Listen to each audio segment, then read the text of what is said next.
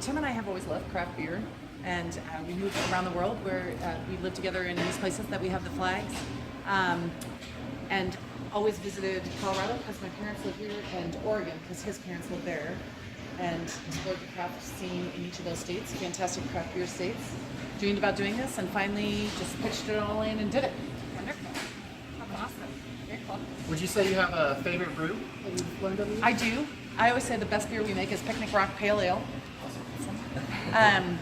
It's a really nice, hoppy, super clean pale with a little bit of citrus on the finish. I just love it. I think it goes really well with all kinds of food, cleanses your palate for every next bite, and it's great to sit and drink a pint of it beer if you're sitting out on the red chairs on the patio.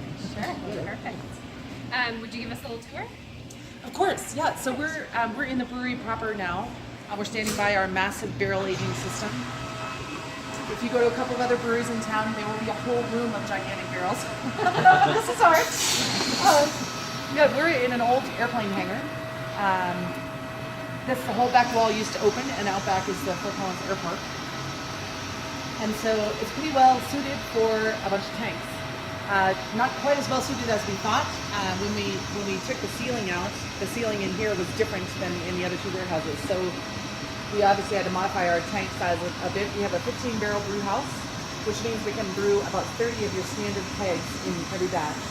And then we have 15-barrel fermenters and 30-barrel fermenters. And the 30-barrel fermenters, of course, will brew twice in a day and put both batches in the same fermenter. And that'd be 60 kegs.